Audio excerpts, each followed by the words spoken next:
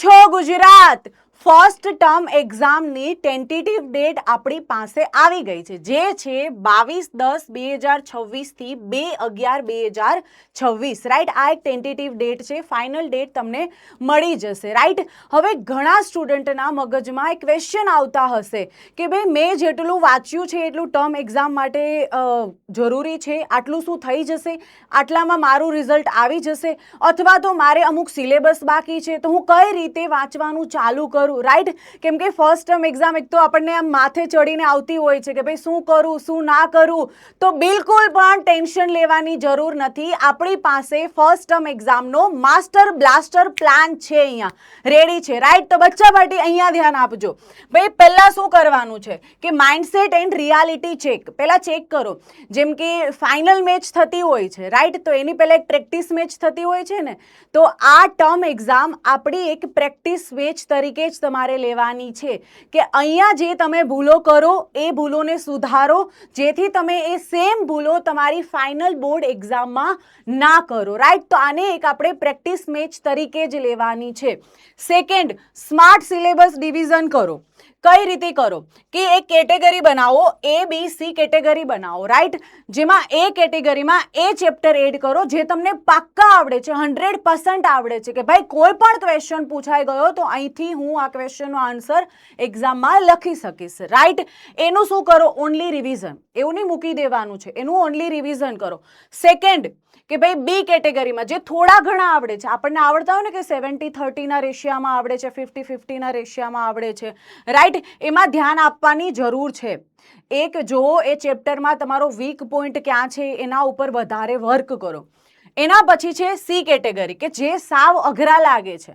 Right, જે તમે કરી જ નથી શકતા, જે સાવ અઘરા લાગે છે, એ આખું ચેપ્ટર લઈને ના બેસો. એ ટાઈમે શું કરો, એના ઇમ્પોર્ટન્ટ ક્વેશ્ચન અને એમાં જો ફોર્મ્યુલાઝ હોય તો એનું ફોર્મ્યુલાનું લિસ્ટ બનાવો અને એ પ્રમાણે ક્વેશ્ચનને સોલ્વ કરો. Right, main time management strategy. Time manage કઈ રીતે કરવાનો કે ભાઈ પહેલો વધારે ટાઈમ તમારે મોર રિવિઝન, વધારે ટાઈમ તમારે શું કરવાનું કે ભાઈ રિવિઝનમાં તમારે ટાઈમ આપવાનો.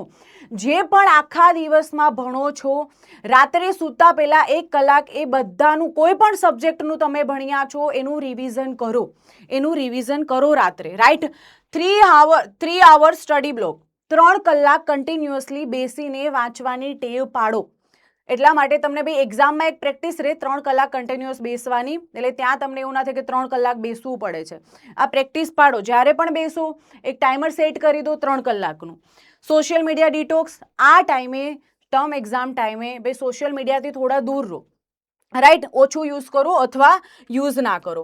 એના પછી છે કે paper writing and presentation skills, very important, very important. Right, તમારા હાથમાં પેપર આવે તો એની 10 થી 15 મિનિટ એમાં ચેક કરો, એ પેપરને આખું વાંચો, એ પેપરને આખું વાંચો અને એ ટાઈમે જે તમે ક્વેશ્ચન લખવા માંગો છો, રાઈટ, એ ક્વેશ્ચનની ઉપર રાઉન્ડ કરો, ટીક માર્ક કરો, ગમે તે કરો. રાઈટ, ડાયરેક્ટ પેપર સ્ટાર્ટ ના કરો, પેપરને એકવાર આખું વાંચો, જેનાથી તમને આઈડિયા આવશે કે મને આ ક્વેશ્ચનમાં મારે આટલો ટાઈમ જશે, આ સેક્શનમાં મને આટલો ટાઈમ જશે અને આ સેક્શનમાં મને આટલો ટાઈમ જશે.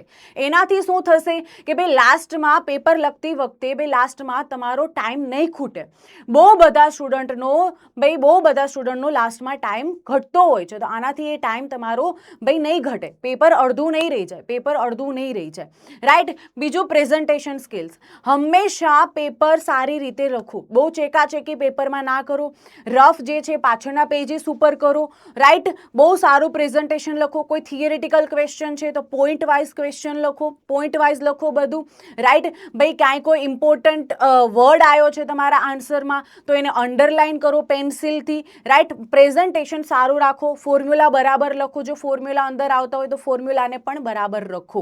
રાઈટ, આ બધી વસ્તુને તમે ભેગી કરશો તો તમારી ફર્સ્ટ ટર્મ એક્ઝામ બહુ જ સારી જશે, બહુ જ સારી જશે. રાઈટ, એના પછી છે પોઝિટિવ માઇન્ડસેટ. બેટા આ તો બહુ જ જરૂરી છે, પોઝિટિવ માઇન્ડસેટ બહુ જ જરૂરી છે. શું કરવા, કેમ કે ભાઈ ઘણીવાર આપણે પેપર લખવા બેઠા હોઈએ છીએ, ભાઈ હજુ તો મેચ ચાલુ નથી થઈને આપણને રિઝલ્ટનું ટેન્શન આવી જાય છે. હા કે ના કે ઉફ શું થશે, મને આન્સર ભૂલાઈ જશે તો, હા કે ના ભાઈ મેં તો આ નહોતું કર્યું, એ આવી જશે તો રાઈટ. બેટા જ્યારે પણ પેપર લખવા બેસું ત્યારે પોઝિટિવ માઇન્ડસેટ લઈને જ બેસું. એક જ વસ્તુ મગજમાં રાખો કે ભાઈ આ તો મારી પ્રેક્ટિસ મેચ છે અને મારું અહીંયા 100% હું આપીશ, રાઈટ. અને એના પછી ભાઈ જે પણ ભૂલો હું પેપરમાં કરીશ એ ભૂલો બોર્ડમાં રિપીટ ના થાય એટલા માટે આને હું એક એઝ એ પ્રેક્ટિસ મેચ તરીકે આ પેપરને હું લઈશ, રાઈટ. આ તમારા માટે બહુ જ સારી એવી ઇમ્પોર્ટન્ટ તક છે કે ડાયરેક્ટ ફાઇનલ બોર્ડ એક્ઝામ કરતાં તમે ભાઈ ફર્સ્ટ ટર્મની જે ટર્મ એક્ઝામ આવતી હોય છે એને આપો, જેનાથી જે તમે નાની મોટી ભૂલો કરો છો એ ભૂલો ત્યાં જ કવર થઈ જાય અને એ ભૂલો સુધરી અને પછી ફાઇનલ બોર્ડ એક્ઝામમાં ના થાય. મેઇન ઇમ્પોર્ટન્ટ આ ટાઈમે ભાઈ પૂરતી ઊંઘ લો. એવું ના થાય તમે પૂરતી ઊંઘ ના લો પછી જે વાંચ્યું છે એ પણ તમને યાદ ના રહે, રાઈટ. આ 5 વસ્તુ યાદ રાખો, બહુ સરસ રિઝલ્ટ આવશે તમારા લોકોનું, રાઈટ. ચલો, thank you so much and all the best for your exam. બચ્ચા રિઝલ્ટથી ડરવાનું નથી, લડાઈ તો આપણી શાનદાર જ થવાની છે. Thank you so much.